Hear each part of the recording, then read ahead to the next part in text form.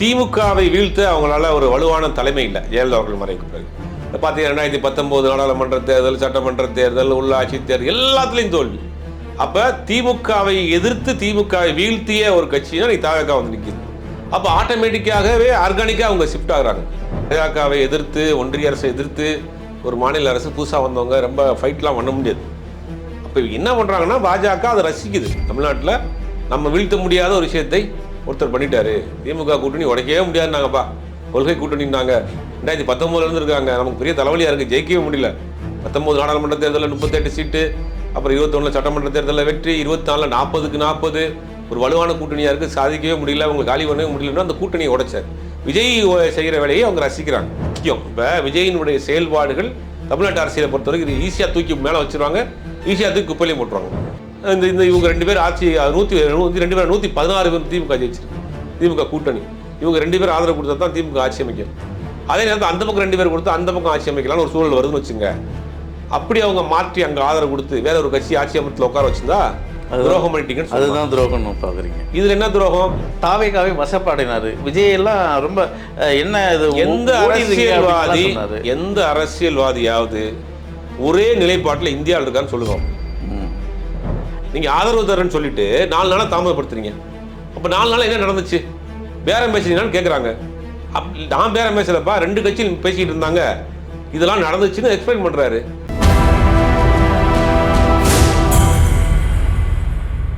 வணக்கம். அதிமுக இன்னைக்கு பிளவுபட்டு மீண்டும் இணைஞ்சிருக்காங்க. குறிப்பாக சிவி சண்முகமும் சிவி விஜயபாஸ்கரும் ஒரு நிலைப்பாட்டில் இல்லாமல் இருக்காங்க. என்ன அவரோட நகர்வு எப்படி இருக்க போகுது? தாவேகா பக்கம் போகிறாங்களா அல்லது அதிமுக பக்கம் போகிறாங்களா? C Vijayabaskar and CV Shanmugam இவங்க 2 பேரும் இன்றைக்கி தனிச்சு விடப்பட்டிருக்கிறாங்க. அதிமுகக்குள் போகிறதுக்கும் அவங்களுக்கு ஒரு சிக்கல் இருக்குது. அதேமாதிரி தாவேகாவுக்கு போகிறதுக்கும் கொஞ்சம் யோசிக்கிறாங்க.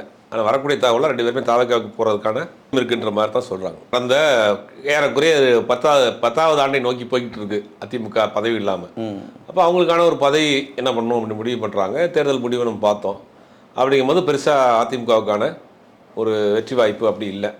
அப்படிங்கும்போது இன்றைக்கி அவங்க தாவேகாவை நோக்கி போகிறோம் அப்படிங்கிற முடிவுக்கு வந்துட்டாங்க. தாவேகாவை நோக்கி அதிமுகவினர் ஏன் கூட்டமாக போகிறாங்க அப்படின்னு பார்க்கணும்.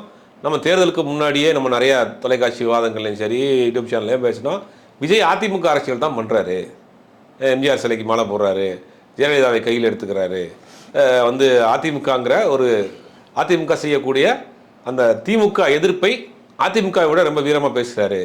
கண்டிப்பாக தேர்தலுக்கு பிறகு அதிமுக 3ஆம் இடத்துக்கு போகும், அதிமுக சிதறுபடும், அதிமுக கூடிய பல பேர் அங்கே போவாங்க அப்படிங்கிறத நம்ம தெளிவாக சொன்னோம். அதே மாதிரி தான் இப்போ நடந்துகிட்டு இருக்கு. அப்போ விஜய் அதிமுகவுக்கு நீங்கள் அண்ணா திமுகவை ஆரம்பித்தாலும், திமுகவில் அண்ணா மறைவுக்கு பிறகு எம்ஜிஆர் தனியாக அதிமுகவை ஆரம்பித்தாலும் பெருசாக கொள்கை வேறுபாடுகள்லாம் இல்லை. ஒரு சாஃப்ட் இந்துத்துவாவை மெயின்டைன் பண்ணிட்டே இருப்பாங்க அதிமுக. எம்ஜிஆர் காலத்துலேருந்து அப்புறம் ஜெயலலிதா அம்மையார் காலம் வரைக்கும் திமுகவில் ஒன்றே குலம் ஒருவனே தேவைன்னு அண்ணாவுடைய அப்படியே ஃபாலோ பண்ணிட்டு இருப்பாங்க. அப்போ பெருசாக வேறுபாடுகள்லாம் அவங்களுக்குள்ள ஒன்றும் தலைவர்கள் வேறுபாடுகள், கொள்கை வேறுபாடுகள்லாம் அதிமுகவுக்கும் திமுகவுக்கும் ஒன்றும் பிரச்சனை இல்லை. அதிமுகவினுடைய கோர் ஐடியாலஜியே திமுக எதிர்ப்பு தான். அப்போ கடந்த ஜெயலலிதா அவர்களின் மறைவுக்கு பிறகு அந்த ஐடியாலஜிக்களோட திமுகவை வீழ்த்த முடியல. அப்போ அந்த திமுகவை வீழ்த்த அவங்களால ஒரு வலுவான தலைமை இல்லை ஜெயலலிதா அவர்கள் மறைவுக்கு பிறகு. பார்த்தீங்கன்னா 2019 நாடாளுமன்ற தேர்தல், சட்டமன்ற தேர்தல், உள்ளாட்சி தேர்தல் எல்லாத்துலேயும் தோல்வி. அப்போ திமுகவை எதிர்த்து திமுகவை வீழ்த்திய ஒரு கட்சினா நீ தாவேகா நிற்கிது. அப்போ ஆட்டோமேட்டிக்காகவே ஆர்கானிக்காக அவங்க ஷிஃப்ட் ஆகுறாங்க. திமுக எதிர்ப்பை கையில் எடுத்து திமுகவை வீழ்த்தி ஒரு கட்சி வந்திருக்கு. அப்படிங்கும்போது அவங்க அதிமுக ஆட்கள் அப்படியே இங்கே ஷிஃப்ட் ஆகிறாங்க. அப்படி ஷிஃப்ட் ஆகிறப்ப என்ன ஆகுதுன்னா, எடப்பாடி பழனிசாமி அதை கண்ட்ரோல் பண்ணணும்னு பார்க்குறாரு. எடப்பாடி பழனிசாமியினுடைய கையை மீறி போகுது. ஆனால் இப்போ திருப்பி ஒன்று சேர்க்கக்கூடிய வேலையில் இறங்கியிருக்கிறாரு. அதுலேயும் இருந்து சில பேர் வெளியேறிக்கிட்டு இருக்காங்க. பதவியில் இருக்கக்கூடிய எம்எல்ஏவாக இருக்கக்கூடிய எம்பியாக இருக்கக்கூடிய ஒரு சில பேர் இருப்பாங்களாக்கூடிய பெரும்பாலானவர் அங்கே அதை நோக்கி போகிறதுக்கு தான் வாய்ப்பு இருக்குது. இல்லை, முக்கியமாக இந்த அதிமுக மீண்டும் ஒன்றிணைறதுல அமித்ஷாவோட பங்கு அதிகமாக இருக்குது. இது விஜய் தரப்பில் ஒரு பெரிய மிரட்டலே விட்டுருக்காங்க. ஏன் ஆட்டத்தை கலைக்கிறீங்க அப்படின்றலாம் ஒரு வார்த்தை வருது. இது எப்படி பார்க்குறீங்க? இது இல்லை, தமிழ்நாட்டில் இந்தியாவில் நடக்கக்கூடிய எல்லா விஷயத்துலையும் பாஜகவினுடைய கை இல்லாமல் இருக்காது. அதனால தான் பார்த்தீங்கன்னா அவங்க விஜய் ஏன் அவ்வளோ ஒரு ஈஸியாக விட்டாங்க அப்படின்னா, விஜய் ஓட்டை பிரிப்பார். தான் ஒரு சிறுபான்மை சமூகத்தை சேர்ந்தவர் அப்படின்னு சொல்லிட்டு களத்துக்கு வர்றாரு. அந்த வாக்குகளை பிரித்து விடுவார். நம்ம வெற்றி வாய்ப்பு ஈஸியாக இருக்கணும்னு அவங்களுடைய பிளான். ஆனால் பிளான் வந்து கை மீறி வேறு மாதிரி தலைகளாக போய் அவரே முதலமைச்சர் ஆகிறோன்னு அவங்க நினைக்கவே இல்லை. அப்போ அதே நேரத்தில் என்ன பண்ணுறாங்கன்னா, இங்கே சொல்கிற நீங்கள் சொன்ன அந்த கேள்வி நான் தலைகளாக பார்க்குறேன். ஏன்னா அவங்க ரசிக்கிறாங்க. அதிமுகவை அழித்தா தான் பாஜக தமிழ்நாட்டில் வளர முடியும். 2 திராவிட கட்சியில் 50 வருஷமாக ஸ்ட்ராங்காக இருக்குது. பாஜக 2 திராவிட கட்சியும் வீழ்த்த முடியல. விஜய் இன்னைக்கு வீழ்த்திட்டாரு. திமுக கூட்டணியே உடைச்சிட்டாரு, அதிமுகவை வீழ்த்திட்டாரு. அப்படிங்கும்போது பாஜக செய்ய முடியாததை விஜய் செஞ்சுட்டாரு. அதான் இப்போ நீங்கள் இதை தேர்தலுக்கு முன்னாடி எல்லாம் நம்ம இப்படி தான் அரசியல் விமர்சகர்கள் எல்லாருமே இந்த கருத்தை தான் பேசியிருந்தாங்க. பாஜகவோட ஸ்டாண்ட் விஜய் தான் ஃபாலோ பண்ணுவார். பாஜகவோட கட்டளை விஜய் பயன்படுத்த போகிறாரு. அதிமுகவை உடைப்பது, திமுக கூட்டணியை பிரிப்பது, இதெல்லாம் தான் ஒரு பேசும் பொருளாக இருந்தது. அதுதான் இன்றைக்கி நடந்துருக்கு. ஆனால் இங்கே ஒரு மாற்றம் வந்திருக்கு. அந்த அரசியல்லே ஒரு பெரிய மாற்றம். பாஜக இல்லாத விஜய் தான் இதெல்லாம் செஞ்சிட்டாரு அப்படின்ற ஒரு இடம் வந்திருக்கு இல்லையா? இல்லை, அவ்வளவு பாஜகவை எதிர்த்து, ஒன்றிய அரசை எதிர்த்து ஒரு மாநில அரசு புதுசாக வந்தவங்க ரொம்ப ஃபைட்லாம் பண்ண முடியாது. அப்போ என்ன பண்ணுறாங்கன்னா, பாஜக அதை ரசிக்குது. தமிழ்நாட்டில் நம்ம வீழ்த்த முடியாத ஒரு விஷயத்தை ஒருத்தர் பண்ணிட்டாரு. திமுக கூட்டணி உடைக்கவே முடியாதுன்னாங்கப்பா, கொள்கை கூட்டணின்னாங்க. 2019 இருக்காங்க. நமக்கு பெரிய தலைவலியாக இருக்குது, ஜெயிக்கவே முடியல. 19 நாடாளுமன்ற தேர்தலில் 38 சீட்டு, அப்புறம் 21 சட்டமன்ற தேர்தலில் வெற்றி, 24 40க்கு 40, ஒரு வலுவான கூட்டணியாக இருக்குது, சாதிக்கவே முடியல, அவங்க காலி பண்ணவே முடியலன்னா அந்த கூட்டணியை உடைச்சார். விஜய் செய்கிற வேலையை அவங்க ரசிக்கிறாங்க. நம்ம செய்ய முடியாத வேலை. திமுக வீழ்த்துறது கஷ்டம், அதிமுக வீழ்த்துறது கஷ்டம், விஜய் வீழ்த்துறது ஈஸி. விஜய் எவ்வளோ பெரிய வளர்ச்சி அடைஞ்சாலும் அவங்க நினச்சாங்கன்னா காலி பண்ணிடுவாங்க. இப்போ அரவிந்த் கெஜ்ரிவால் எடுத்துங்க. அரவிந்த் கெஜ்ரிவால் டெல்லியில் இதே தான், சேம் இதே பொசிஷன் தான் நடந்துச்சு. டெல்லியில் நடந்துச்சு. டெல்லியில் பாஜக கால் ஒன்றவே முடியல. அங்கே காங்கிரஸ் வந்து வலுவாக இருந்தது. அப்போ காங்கிரஸை வீழ்த்துறதுக்கு என்ன பண்ணோம் அப்படின்னு. அப்போ பாஜகவை வச்சு வீழ்த்த முடியல, அரவிந்த் கெஜ்ரிவாலை வச்சு வீழ்த்துறாங்க. ஊழல் அப்படிங்கிற விஷயத்தை கையில் எடுக்கிறாங்க, உண்ணாவிரதம் எடுக்கிறாங்க. அண்ணா ஹசாரே வச்சு ஒரு ஊழல் இயக்கம் அப்படி இப்படின்னு ஆரம்பித்து ஒரு இதை கொண்டு வந்து கெரியரின் உச்சத்தை விட்டு கிரண் பேடி வந்து அந்த ஊழல் ஒழிப்பு இயக்கத்தில் சேர்ந்தாங்க. இதெல்லாம் நடந்துச்சு. கடைசியில் பார்த்தா அரவிந்த் கெஜ்ரிவால் ஆட்சிக்கு வந்தார். அரவிந்த் கெஜ்ரிவால் வந்தார்னா அரவிந்த் கெஜ்ரிவாலுடைய வளர்ச்சி ஒரு கட்டத்துக்கு மேலே போனே அவங்க ரசிக்கலை. பஞ்சாபில் கால் வைக்கிறாரு, வெஸ்ட் பெங்காலில் போய் கால் வைக்கிறாரு, கோவாவில் போய் கால் வைக்கிறாரு. அப்படிங்கும்போது அவங்க விரும்பலை. அப்போ அரவிந்த் கெஜ்ரிவாலை காலி பண்ணணும்னு நினச்சாங்க. ரெண்டாவது எலெக்ஷன்லேயே அரவிந்த் கெஜ்ரிவாலை மொத்தமாக முடிச்சிட்டாங்க. இப்போ அப்போ இன்றைக்கி முடிச்ச பிறகு என்ன பண்ணால், இப்போ பாஜக உள்ளே போயிட்டாங்க. பாஜக இன்றைக்கி டெல்லியில் ஆட்சி பிடிச்சிட்டாங்க. அப்போ இது அங்கே பாரம்பரியமாக இருக்கிற கட்சியை காங்கிரஸை வீழ்த்துறது தான் அவங்களுக்கு ரொம்ப கஷ்டமாக இருந்துச்சு. அரவிந்த் கெஜ்ரிவாலை வீழ்த்துறது கஷ்டம் இல்லை. அது தமிழ்நாட்டில் சாத்தியமா? அது விஜயினுடைய வளர்ச்சியை பொறுத்து, விஜய் எந்த அளவுக்கு ஸ்ட்ராங்காக இருக்கிறாரு, விஜய் எப்படி தன்னுடைய வளப்படுத்திக்கிறாருங்கிறத பொறுத்து இருக்குது. ஆனால் விஜய் வளர்ச்சியை அவங்க வந்து தூரமாக இருந்து ரசிக்கிறாங்க. அப்படி பாஜக நினைக்கும் திராவிட கட்சிகள் இரு துருவங்களை அவ்வளோ எளிதாக வீழ்த்த முடியுமா தமிழ்நாட்டில்? இல்லை, வீழ்த்திட்டாங்களே. இல்லை, அதாவது இப்போ தோல்வி வந்து எல்லாருக்கும் ஒரு பொதுப்படை வந்து போகும், இதெல்லாம் இல்லை. அந்த கட்சியை காலி பண்ணுற இடத்துக்கு இருக்கின்ற ஒரு வார்த்தை தான் இங்கே பேசும் பொருளாக இருக்கு இல்லையா? நீங்கள் அதிமுக இன்றைக்கி கொஞ்சமாக கரைஞ்சிக்கிட்டு இருக்கு. அதிமுக நீ மீண்டு வர்றது கஷ்டம். திமுக கூடிய கூட்டணி தான் திமுகவுக்கான ஓட் பேங்க் பேர், அது வந்து கூட்டணி போயிடுச்சு. திமுகவுக்கான வாக்குகள்னு சொல்லக்கூடிய வாக்கு வங்கிகள் சிறுபான்மை வாக்குகள், தலித்து வாக்குகள், இஸ்லாமிய வாக்குகள், இன்னைக்கு அந்த கோர் பேஸ் பிடிக்கிட்டு போயிடுச்சு. இது மாறாதா? அடுத்த அதுதான் முக்கியம். இப்போ விஜயினுடைய செயல்பாடுகள் தமிழ்நாட்டு அரசியலை பொறுத்தவரைக்கும் இது ஈஸியாக தூக்கி மேலே வச்சுருவாங்க, ஈஸியாக தூக்கி குப்பையிலையும் போட்டுருவாங்க. 91 பார்த்தீங்கன்னா ராஜீவ்காந்தி மரணத்துக்கு பிறகு மிகப்பெரிய ஒரு அலை அடிக்குது. திமுக படுதோல்வி தழுவுது. 2 சீட்டில் ஜெயிக்கிறாங்க, கலைஞர் ரிசைன் பண்ணுறாரு. ஆனால் அதுக்கு பிறகு அதே 5 வருஷத்தில் திமுகவை தூக்கி குப்பையில் போட்டாங்க. ஜெயலலிதாவை 2 இடத்தையும் தோக்கடிச்சாங்க தமிழ்நாட்டு மக்கள். அப்போ அது எப்படி அவர் காப்பாற்றிக்கிற போகிறாரு. ஆனால் அதற்கு பிறகு 2011 2021 வரைக்கும் 10 வருஷம் அதிமுகவுக்கு வாய்ப்பு கொடுத்தாங்க தமிழ்நாட்டு மக்கள். அப்போ செயல்பாடுகளை வச்சு தான் விஜய்க்கான ஒரு வாய்ப்பு கிடச்சிருக்கு. அது எப்படி பயன்படுத்திக்கிற போகிறாரு, என்ன பண்ணுறாரு அப்படிங்கிறத வெயிட் பண்ணி தான் பார்க்கணும். இப்போது எலெக்ஷன் கமிஷன் தமிழ்நாட்டு அரசியலில் ஒரு வேகம் எடுத்து செயல்படுத்துகிறாங்க. அவங்களோட செயல் திட்டங்கள்லாம் படு வேகமாக இருக்குது. கடந்த காலகட்டத்திலலாம் ஒரு இடைத்தேர்தல் வந்தால் ஒரு 6 மாதத்துக்கு மேலே தான் ஆகும், அது 1 வருஷம் கிட்ட ஆகும் இடைத்தேர்தல் எலெக்ஷன் வைக்க. ஆனால் இன்றைக்கி 4 எம்எல்ஏக்கள் ராஜினாமா செஞ்சுருக்காங்க. அது கிட்டத்தட்ட 2 நாள் தான் ஆயிருக்கு. அது சபாநாயகரெல்லாம் கொடுத்து லெட்டர்லாம் கொடுத்து மறுபடியும் ஏற்கனவே திருச்சி கிழக்கு இடைத்து அது விஜய் ரிசைன் பண்ணது. இந்த 5 தொகுதியிலுமே உடனே நேற்று அறிக்கை வந்து எலெக்ஷன் கமிஷன்லேருந்து 5 தொகுதி காலின்னு அறிவிக்கிறாங்க. 6 மாதத்துக்குள் தேர்தல் அப்படின்றாங்க. இந்த மூவ் வந்து எப்படி பார்க்குறீங்க? பாஜகவுக்கும் தாவேகாவுக்கும் உறவு எப்படி வலுப்பழப்புதா இது? இல்லை 6 மாதத்துக்குள் தேர்தல் நடக்குங்கிறது விதி. ஒரு தொகுதி காலியாகிடுச்சுன்னா அந்த தொகுதிக்குள்ளே 6 மாதத்துக்குள் தேர்தல் நடக்கிறதுங்கிறது அது வந்து விதி, ஒரு சட்டம் இருக்குது. அப்போ தேர்தல் ஒரு இடம் காலியாகிடுச்சுன்னா ஒரு 3 வாரமாக நம்ம கணக்கு இருக்குது, அதுக்குள்ளே அது காலியாகப்பட்ட இடம்னு நம்ம அறிவிக்கணும். தேர்தல் இதெல்லாம் புரோட்டோக்காலில் உள்ளது தான், இது புதுசாக ஒன்றும் பண்ணல. ஒரு 6 மாதத்துக்குள்ளே தேர்தல் நடத்தணும். இப்போ 6 மாதத்துக்குள்ளே நடத்துவாங்க, அது எப்போ நடத்த போகிறான்னு தெரியல. காலியானால் அது காலியாக இருக்குது அப்படிங்கிற அந்த அறிவிப்பை கொடுக்கணும், கெஜெட்டில் கொடுக்கணும். அதான் அறிவிப்பு கொடுத்துருக்காங்க. இதில் ஒன்றும் பெருசாக ஒன்றும் இதில் மாற்றம்லாம் ஒன்றும் கிடையாது. இல்லை, விஜய் பிரதமரை சந்திட்டு வந்த அந்த நொடி தான் இந்த அறிக்கையில் அவரே 10 நிமிஷம் தான் சந்திச்சு வந்தார். இவர் போய் உட்காந்து என்னத்தை பேசிட்டு இருக்க போகிறாரு? போனாரு, 4 ஃபோட்டோ எடுத்தாரு, ஒரு மனுவை கொடுத்தாரு, நன்றி வணக்கம்னு வந்துட்டார், அதோட முடிஞ்சு போச்சு. இப்போ சட்டம் என்ன சொல்லுது சார்? இங்கே இப்போ ரிசைன் பண்ணியிருக்காங்க. ஏற்கனவே அதிமுக தலைவர் எடப்பாடி அவர்கள் வந்து சபாநாயகருக்கு கட்சி தாவல் சட்டம் பொருந்தும் இதுன்னு ஒரு கடிதம் கொடுத்துருக்காரு. இதில் நடவடிக்கை எடுக்கணும்னு சொல்லியிருக்காரு.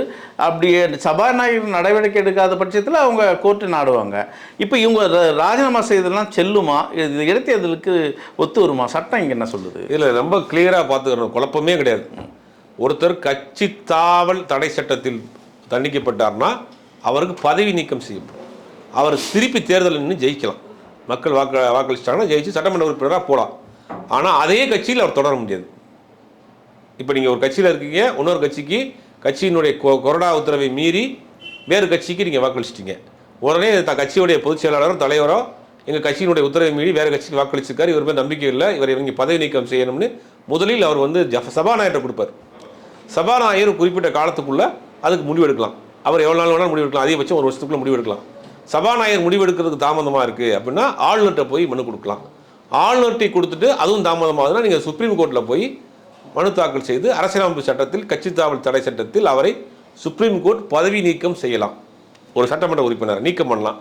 இப்போ நீக்கம் பண்ணுறப்ப என்ன ஆகும்னா அவர் பதவி ஆட்டோமேட்டிக்காக அவர் இப்போ சட்டமன்ற உறுப்பினர் பதவி ஆட்டோமேட்டிக்காக இழந்துருவார், காலியாயிடுவார். இது எப்படி நடந்துச்சுன்னா 2017 18 பேர் அந்த அரசாங்கத்திற்கு எதிராக, அதிமுக அரசாங்கத்திற்கு எதிராக வாக்களிச்சாங்கன்றதுக்காக கட்சி தாவல் தடை சட்டம் அவங்க மேலே பாஞ்சு அந்த 18 பேருக்கும் வந்து பதவி நீக்கம் போயிருது. அந்த 18 பேரில் பல பேர் வந்து வேறு வேறு கட்சிக்கு போயிட்டாங்க, சில பேர் தேர்தலில் போட்டிட்டாங்க. அதில் செந்தில் பாலாஜி, தங்கத்தமிழ் செல்வன் ஒரு 18 பேர். அடுத்து 19 நாடாளுமன்ற தேர்தல் வரப்போ இந்த 18 பேர் போட்டி போடுறாங்க. அந்த 18 பேரும் போட்டி போட்டு ஒருத்தர் திமுக சார்பில் செந்தில் பாலாஜி வெற்றி பெறாரு, சில பேர் தோல்வி அடைகிறாங்க. இப்படி மாறி மாறி வரும். கதிர்காமன் பெரியவரத்தில் நின்னார், அவர் வந்து தோல்வி தழுவுறார். இது வந்து தேர்தலில் போட்டியிடுவதற்கு எந்த தடையும் கிடையாது. ஆனால் அவர் அந்த கட்சியில் நீடிக்கிறதுக்கு தடை, சட்டமன்ற உறுப்பினராக நீடிக்கிறதுக்கு தடை, வேறு கட்சியில் நின்று போட்டி போடலாம். இது வந்து பிரச்சனையே கிடையாது. கட்சி தாவல் சட்டத்தில் ஒருத்தர் நீக்கம் செய்யப்பட்டால் அவர் போட்டியில் போட்டியிட முடியாது அப்படிங்கிறதெல்லாம் சட்டத்தில் இடமே கிடையாது. குறிப்பாக இன்றைய அரசியலில் திருமாவளவன் வார்த்தை பெரிதளவு சோஷியல் மீடியாவில் வைரலாகுது. அதாவது தேர்தலுக்கு பின்பு திருமாவளவனை தாவேகா வசைப்பாடினாங்க, அடுத்தது இன்னைக்கு திமுக வசைப்பாடுறாங்க. அவர் அரசியல் எப்படி தான் நகரப்போகுது, எதை ஒட்டி அவர் போக போகிறார்? தாவேகாவை இன்றைக்கி ஆதரித்து அமைச்சரவையில் பங்கு பெற்றாங்க, இப்போ இடைத்தேர்தலாம் வருது. ஏற்கனவே அவர் சொன்ன மாதிரி திமுக கூட்டணியோட பயணம் போட போகிறாரா? இந்த தேர்தலை எப்படி எதிர்நோக்க போகிறாங்க? வாழ்க்கை என்பதே அந்தந்த நேரத்திற்கான நியாயம் அப்படின்னு ஒரு வார்த்தை இருக்குது, ஜெயகாந்தனுடைய வரிகள். அப்படி தான் வாழ்க்கைங்கிறது அந்தந்த நேரத்துக்கான நியாயம்தான். என்னையை பொறுத்த வரைக்கும் எந்த குழப்பமும் இல்லை, அவங்க ரொம்ப தெளிவாக இருக்கிறாங்க. விடுதலை சிறுத்தை கட்சியை பொறுத்த வரைக்கும் ரொம்ப தெளிவான நிலைப்பாட்டில் இருக்கிறாங்க. அண்ணன் திருமாவளவனை பொறுத்த ரொம்ப தெளிவாக இருக்கிறார். நம்ம தான் வந்து இருக்கக்கூடிய ஊடகங்கள் தான் வந்து அவர் மாற்றி மாற்றி பேசுகிறாரு, அப்படி தெளிவு இல்லாமல் பேசுகிறாருன்னு பேசிகிட்டு இருக்காங்க. அவர் தேர்தலுக்கு முன்னாடி என்ன சொன்னார்? ஆட்சி அதிகாரத்தில் பங்குங்கிறது எங்களுடைய கோச்சம், எங்களுடைய நிலைப்பாடு. ஆனால் அதுக்கு கேட்பதற்கான சூழல் இப்போ இல்லை. நீங்கள் அவருடைய பேட்டியெல்லாம் நீங்கள் தொடர்ந்து பார்த்தீங்கன்னா தெரியும், இது கேட்கறதுக்கான சூழல் கிடையாது. அப்படி ஒரு சூழல் வர்ற பட்சம் நாங்கள் கேட்போம் அப்படின்னு சொல்லிட்டு திமுக கூட்டணி தொடர்றாங்க, தேர்தலை சந்திக்கிறாங்க. தேர்தல் முடிவுகள் வேறு மாதிரி வருது, கூட்டணி ஆட்சிக்கான சூழல் இப்போ வருது. அப்போ இவர்கள்ட்ட வந்து இந்த 2 சீட்டு ஆதரவு கேட்குறாங்க, ஆட்சி அதிகாரத்தில் உங்களுக்கு பங்குங்கிறாங்க. அவங்களுடைய கோஷம் நிறைவேறுவதற்கான காலம் வந்துருச்சு. உடனே கூட்டணி கட்சியில் பயணித்த திமுகவோடு நட்புறவோடு கையை குலுக்கிட்டு வெளியில் வந்து இந்த கூட்டணியில் இருக்கிறாங்க. விசிகாங்கிற ஒரு கட்சி, அதுக்கு தனி கொள்கை இருக்குது, தனி கட்சி இருக்குது, தனி தலைவர் இருக்காங்க, தனி தொண்டர் இருக்காங்க. பெரும்பாலான தொண்டர்கள் அதை வந்து ஆதரிக்கிறாங்க. நம்ம ஆட்சி அதிகாரத்தில் பங்கு வரணும், நமக்கான ஒரு வாய்ப்பு வருது அப்படின்னு கூட்டணி கட்சியோட நட்போட கையை குலுக்கி வெளியில் வந்து ஒரு கூட்டணியில் இருக்கிறாங்க. இதில் என்ன தவறு இருக்குது? என்ன தவறு இருக்குது? ஒரு கட்சியில் திமுக சின்னத்தில் என்ன அவர் வேறு கட்சிக்கு போனார், சரி ஒரு வேளை எப்படி வச்சுக்கோங்களேன், 108 சீட் திமுக ஜெயிச்சிருக்கு. இந்த இவங்க 2 பேர் ஆட்சி 116 பேர் திமுக ஜெயிச்சிருக்கு. திமுக கூட்டணி இவங்க 2 பேர் ஆதரவு கொடுத்தா தான் திமுக ஆட்சி அமைக்கும். அதே நேரத்தில் அந்த பக்கம் 2 பேர் கொடுத்து அந்த பக்கம் ஆட்சி அமைக்கலாம்னு ஒரு சூழல் வருதுன்னு வச்சுங்க. அப்படி அவங்க மாற்றி அங்கே ஆதரவு கொடுத்து வேற ஒரு கட்சி ஆட்சி அமைத்தில் உட்கார வச்சிருந்தா துரோகம் பண்ணிட்டீங்கன்னு. அதுதான் துரோகம்னு பார்க்குறீங்க. இதில் என்ன துரோகம்? இல்லை இங்கே திமுக தரப்பில் விமர்சனம் இருக்குது, எங்கள் ஓட்டில் தான் நீங்கள் வெற்றி பெற்றீங்க, இப்போ துரோகம் பண்ணுறீங்களே அப்படின்ற ஒரு வார்த்தை. சரி, திமுக சட்டமன்ற உறுப்பினர்கள் இவங்க ஓட்டு கொடுக்கலையா? விசிகா ஓட்டே போடலையா? விசிகா தொண்டர்களும் உதயசூரியன் சின்னத்துக்கு ஓட்டு போட்டிருப்பாங்களா? இது தோல்வியின் விரக்தியில் பேசுகிறாங்களா? அது விரக்தியில் தான் பேசுகிறாங்க, காரணங்கள் தேடுறாங்க. இது வந்து முன்னாள் முதலமைச்சர் ஸ்டாலினை பொறுத்த வரைக்கும் அவர் ரொம்ப யதார்த்தமாக இருக்கிறார், நியாயமாக நடந்துக்கிறாரு. அவங்க விமர்சனம் பண்ணாதீங்கன்றார், நட்போடு கையை குலுக்கிட்டு போயிட்டு வாங்கன்றாரு. பெருந்தன்மையாக சொல்கிறாரு, நீங்கள் உங்கள் பாருங்கள், வேலையை பாருங்கள், உங்களுடைய முடிவு பண்ணுங்கள். இன்றைக்கி புதுசாக கட்சி வந்திருக்கு, அவங்க போகிறாங்க, ஒரு காலத்தில் அவங்களுக்கு தாயிடம் திரும்பி வர்ற மாதிரி வருவாங்க, நமக்கு அது வரைக்கும் காத்திருப்போம். ஆனால் திருமாவளவன் இன்னைக்கு ட்ரோல் பண்ணுற இடத்துல வந்துட்டாரு. திருமாவளவன் வைத்து பல ட்ரோல்கள் ஓடுது. அவர் பேசினது தேர்தலுக்கு முன்னாடி என்ன பேசினாரு, முதல்ல கரூர் சம்பத்தை வச்சு கண்டனம்லாம் தெரிவிச்சாரு, தாவேகாவை வசப்பாடினாரு, விஜய் எல்லாம் ரொம்ப என்ன இது, எந்த அரசியல்வாதியாவது ஒரே நிலைப்பாட்டில் இந்தியாவில் இருக்கான்னு சொல்லுங்க. அதுதான் எல்லாம் ஒரு அரசியல், தமிழ்நாட்டு அரசியலே ஒரு மாறுபட்டவர் திருமாவளவன். அந்த முகமா தானே இருந்தார், கிடையாது ஒரு கொள்கை ரீதியாக கோட்பாடு ரீதியாக ஒரு வலிமையாக இருந்தார்.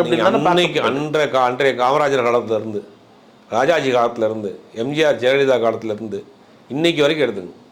ஏன் கலைஞர் சொல்லலையா, நேருவின் மகளே அவர்கள் நிலையான ஆட்சி தருகன்னு சொல்லலையா? ஏன் அதே வந்து மிசாவில் கைது பண்ணலையா? இதே அதிமுக பாஜக கூட கூட்டணி வைக்கலையா?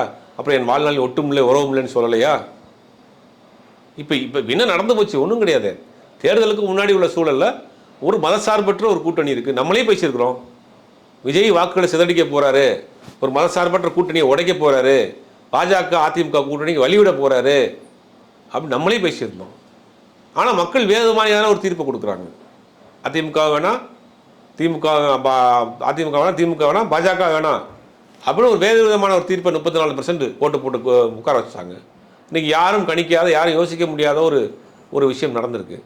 சரி, இவங்க விஜய்க்கு இன்னொரு ஆப்ஷன், எடப்பாடி பழனிசாமி ஒரு ஆப்ஷன் இருக்குது, சிவி சண்முகம் தலைமையில் ஒரு ஆப்ஷன் இருக்குது. அதையெல்லாம் விஜய் புறம் தள்ளிட்டு நேரம் இந்த பக்கம் வந்து நிற்கிறாரு. மதசார்பற்ற ஒரு அரசாங்கத்தை நான் அமைக்கணும், நீங்கள் எனக்கு ஆதரவு கொடுங்கன்றாரு. அதுக்காக ஒரு டிலே பண்ணுறாங்க அவங்க. அதாவது மக்கள் அதை வச்சு அவன் விமர்சனப்படுத்தலை, அவரோட வார்த்தை பிறல்கள் தான் இங்கே பேசும் பொருளாக இருக்குது. முதல்ல இவர் எம்பி பதவியிலேருந்து ராஜினாமா சேர்ந்து இங்கே வந்து காட்டுமன்னார் கோயிலில் நிற்க போகிறாருன்ற ஒரு பேச்சு அது வந்தார். இல்லை நான் ஒதுங்கிக்கிறேன்னு அவரே போயிட்டார். ஆனால் இப்போ அவர் என்ன சொல்கிறாரு, அந்த நிகழ்வை வந்து திமுக தான் தடுத்துச்சு, நான் நிற்க தான் வந்தேன், எனக்கு தெரியும் இங்கே சூழல் வேறு மாதிரி களம் மாறப்போகுது, நான் கணிச்சேன் அப்படின்னு எல்லாம் சொல்கிறாரு. இது சொல்ல வேண்டிய அவசியம் என்ன இங்கே இருக்குது? இல்லை, அது இன்றைக்கி அவரை பொறுத்த வரைக்கும் டிரான்ஸ்பிளான்ட்டாக எல்லாத்தையும் பேசக்கூடிய நபர் தான். வார்த்தை ஜோடனையில மறைச்சு ஒழிச்சு எப்பயுமே பேச மாட்டார், நேரடியாக பேசக்கூடிய நபர் தான். அப்போ ஒரு விஷயத்தை தொண்டர்களுக்கு கன்வே பண்ணுறார், அவருடைய தொண்டர்கள் கன்வே பண்ணுறார். நான் தெளிவான நிலைப்பாட்டில் தான் இருந்தேன், கூட்டணி தருவதற்காக சில விஷயங்களை செய்ய வேண்டிய வந்திருக்கு அப்படிங்கிறத கன்வே பண்ணுறாரு. கூட்டணியில் நல்லா ஆரோக்கியமாக 25 ஆண்டுகள் பயணிச்சிங்க, அந்த ஆரோக்கியமாக வெளியே வரணும்ல. கூட்டணியில் நடந்த விஷயத்துலலாம் வந்து சம இடத்துல அது மக்கள் மத்தியில் பேச வந்துட்டாங்க. திமுகவும் அதிமுகவும் என்னை வந்து முதலமைச்சராக்க முயற்சி செய்தாங்க, அது உண்மைதான்றாரு. ஆனால் 2 கட்சிகளும் அது பேச்சுவார்த்தை நடத்தலை அப்படின்றாங்க. இவர் அந்த நிலைப்பாட்டில் மாறுறது வந்து கருத்தியெல்லாம் ஒரு பிளவிளைவு ஏற்படுது இல்லையா? திமுக தலைவர் மத்தியில் ஒரு வெறுப்புணர்ச்சியை ஏற்படுத்துது இல்லை, அது தவறு தானே? அதாவது வந்து ஒரு கூட்டணியில் இருந்துக்கிறாரு. அதாவது அதிமுக கூட்டணியிலிருந்து வெளியே வர்றப்ப எல்லா கட்சியும் அதிமுக கூட்டணியிலேருந்து வெளியே சொல்லாமல் போயிட்டாங்க. இவர் ஒருத்தர் தான் ஜெயலலிதாவை பார்த்து நான் அந்த கூட்டணியிலேருந்து வெளியேறேன், வேற ஒரு கூட்டணிக்கு போகிறேன் அப்படி இதனால் உங்களோட ட்ராவல் பண்ணதுக்கு நன்றின்னு சொல்லிட்டு வந்தார். அதனால ஜெயலலிதா அம்மா உயிரோடு இருக்கிற வரைக்கும் தம்பி திருமாவளவன் எங்கிருந்தாலும் வாழ்க அப்படின்னா கடுமை விமர்சனம் பண்ணவே மாட்டாங்க. அதே போல தான் காங்கிரஸ் சொல்லாமல் கொள்ளாமல் போச்சு. காங்கிரஸை நோக்கி யாருமே கேட்க மாட்டேங்கிறீங்களா? அடுத்த நாள் வந்து நீங்கள் வந்து போய் அங்கே வந்து ஆளுநரை பார்க்குறதுக்கு 5 எம்எல்ஏவோட போகிறார் விஜய். மையுடைய அந்த ஈரம் கூட காயறதுக்கு முன்னாடி இவர் கூட்டணி கட்சிகளுக்கு சில விஷயங்கள் பேசுனாங்க, சில ஆஃபர் கொடுக்குறாங்க, அதுக்கெல்லாம் பொறுமையாக இருந்தார். அதெல்லாம் நடைமுறை சாத்தியத்துக்கு வராது, நான் இன்னொரு கூட்டணிக்கு போகிறோன்னு நட்போட கையை குலுக்கிட்டு வெளியில் வர்றாரு. வெளியில் வந்த பிறகு கேட்குறாங்க என்ன நடந்துச்சுன்னு. அப்போ சில விஷயங்களை சொல்கிறாரு. தண்ணியில் விளக்கம் கொடுத்தான் ஆகணும் தன் தொண்டர்களுக்கு. என்ன நடந்திருக்குன்னு தொண்டர்களுக்கு தெரியாது. 4 நாளாக டிலே ஆகுது, சோஃபா வருதுன்றாங்க, அதுன்றாங்க, இதுன்றாங்க. இவர் மேலே ஒரு குற்றச்சாட்டு வருது, அதை கிளாரிஃபை பண்ணணும்ல. அப்போ எதுக்கு தாமதமாச்சு அப்படிங்கிறத சொல்கிறார். நீங்கள் ஆதரவு தரேன்னு சொல்லிட்டு 4 நாளாக தாமதப்படுத்துறீங்க. அப்போ 4 நாளாக என்ன நடந்துச்சு, பேரம் பேசுறீங்கன்னு கேட்குறாங்க. நான் பேரம் பேசலப்பா, 2 கட்சியில் பேசிக்கிட்டு இருந்தாங்க, இதெல்லாம் நடந்துச்சுன்னு எக்ஸ்பிளைன் பண்ணுறாரு. தன்னிலை விளக்கம் கொடுக்குறாரு, தன் நோக்கி ஒரு குற்றச்சாட்டு வருது, அதை வந்து கிளியர் பண்ணுறாரு. இதில் என்ன உங்களுக்கு மாறுபட்ட கருத்தாக இருக்க போகுது? இப்போ அது தாமதத்துக்கு காரணம் பேரம்ன்றாங்க. இவர் சொல்கிறார் பேரம் கிடையாது, அங்கே 2 கட்சியும் வேறு மாதிரி பேசிக்கிட்டு இருந்தாங்க, அதுக்கு நான் காரணம் கிடையாதுங்கிறத கிளியர் பண்ணுறாரு. இதில் என்ன தவறு இருக்குது? தன் மீது ஒரு குற்றச்சாட்டு வருதுங்க, அபாண்டமான ஒரு குற்றச்சாட்டை வைக்கிறாங்க, அதுக்கான விளக்கத்தை கொடுக்கணும்ல. தாமதத்துக்கான காரணத்தை அவர் சொல்கிறார், எனக்கான காரணமே நான் காரணம் கிடையாது. அதிமுக பேசினாங்க, என்ன முதலமைச்சர் ஆக்கணுனாங்க, அவங்க முதலமைச்சர் ஆக்கணுனாங்க, ஒருத்தர் துணை முதலமைச்சர் ஆகினார். இதெல்லாம் நடந்துச்சு 4 நாளாக.